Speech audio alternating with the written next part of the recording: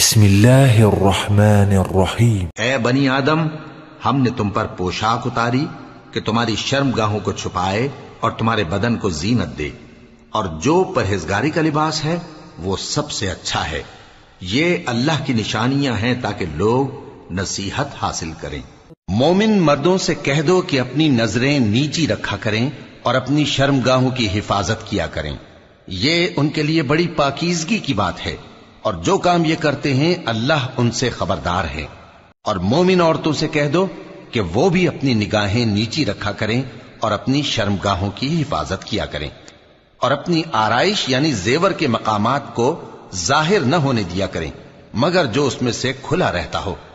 اور اپنے سینوں پر اوڑھنیاں اوڑھے رہا کریں، اور اپنے خاوند اور باپ اور خسر اور بیٹوں اور خاوند کے بیٹوں اور بھائیوں اور بھتیجوں اور بھانجوں اور اپنی جیسی مومن عورتوں اور لونڈی غلاموں کے سوا نیز ان خدام کے جو عورتوں کی خواہش نہ رکھیں، یا ایسے لڑکوں کے جو عورتوں کے پردے کی چیزوں سے واقف نہ ہوں، غرض ان لوگوں کے سوا کسی پر اپنی زینت اور سنگھار کے مقامات کو ظاہر نہ ہونے دیں،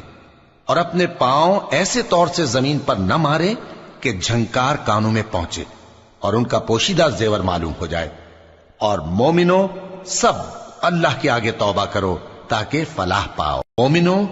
تمہارے باندی غلام اور جو بچے تم میں سے بلوغ کو نہیں پہنچے 3 دفعہ یعنی 3 اوقات میں تم سے اجازت لیا کریں، ایک تو نماز فجر سے پہلے، اور دوسرے گرمی کی دوپہر کو جب تم کپڑے اتار دیتے ہو، اور تیسرے عشاء کی نماز کے بعد۔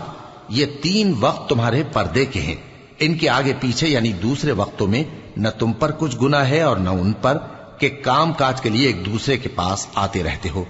اس طرح اللہ اپنی آیتیں کھول کھول کر بیان فرماتا ہے، اور اللہ بڑا علم والا ہے، بڑا حکمت والا ہے۔ اور جب تمہارے لڑکے بالغ ہو جائیں تو ان کو بھی اسی طرح اجازت لینی چاہیے جس طرح ان سے اگلے یعنی بڑے آدمی اجازت حاصل کرتے رہے ہیں۔ اس طرح اللہ تم سے اپنی آیتیں کھول کھول کر بیان فرماتا ہے، اور اللہ جاننے والا ہے، حکمت والا ہے۔ مومنوں، اپنے گھروں کے سوا دوسرے لوگوں کے گھروں میں گھر والوں سے اجازت لیے اور ان کو سلام کیے بغیر داخل نہ ہوا کرو، یہ تمہارے حق میں بہتر ہے۔ اور ہم یہ نصیحت اس لیے کرتے ہیں کہ شاید تم یاد رکھو۔ بڑی عمر کی عورتیں جن کو نکاح کی توقع نہیں رہی اور وہ زائد کپڑے اتار کر سر ننگا کر لیا کریں تو ان پر کچھ گناہ نہیں، بشرطے کہ اپنی زینت کی چیزیں نہ ظاہر کریں، اور اگر اس سے بھی بچیں تو یہ ان کے حق میں بہتر ہے، اور اللہ سنتا ہے، جانتا ہے۔ اے پیغمبر صلی اللہ علیہ وآلہ وسلم، اپنی بیویوں اور بیٹیوں اور مسلمانوں کی عورتوں سے کہہ دو کہ باہر نکلا کریں تو اپنے چہروں پر چادر لٹکا کر گھونگھٹ نکال لیا کریں، یہ چیز ان کے لیے موجب شناخت و امتیاز ہوگی تو کوئی ان کو ایذا نہ دے گا، اور اللہ بخشنے والا ہے، مہربان ہے۔ اے پیغمبر کی بیویوں، تم عام عورتوں کی طرح نہیں ہو، اگر تم پرہیزگار رہنا چاہتی ہو تو کسی اجنبی شخص سے نرم لہجے میں بات نہ کرو،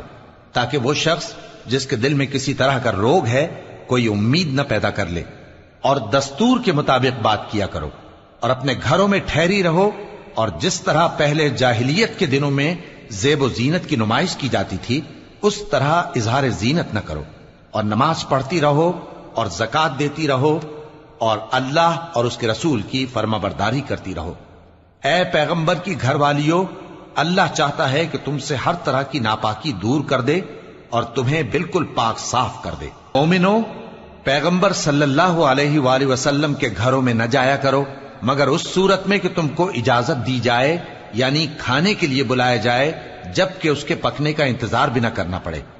لیکن جب تمہاری دعوت کی جائے تو جاؤ، اور جب کھانا کھا چکو تو چل دو، اور باتوں میں جی لگا کر نہ بیٹھ رہو۔ یہ بات پیغمبر صلی اللہ علیہ وآلہ وسلم کو ایذا دیتی تھی، اور وہ تم سے حیا کرتے تھے اور کہتے نہیں تھے، لیکن اللہ سچی بات کے کہنے سے نہیں شرماتا۔ اور جب پیغمبر صلی اللہ علیہ وآلہ وسلم کی بیویوں سے کوئی سامان مانگو تو پردے کے باہر سے مانگو، یہ تمہارے اور ان کے دلوں کے لیے بہت پاکیزگی کی بات ہے۔ اور تم کو یہ شایع نہیں کہ رسول اللہ صلی اللہ علیہ وآلہ وسلم کو تکلیف دو، اور نہ یہ کہ ان کی بیویوں سے کبھی ان کے بعد نکاح کرو، بے شک یہ اللہ کے نزدیک بڑا گناہ کا کام ہے۔ اگر تم کسی چیز کو ظاہر کرو یا اس کو مخفی رکھو تو یاد رکھو کہ اللہ ہر چیز سے باخبر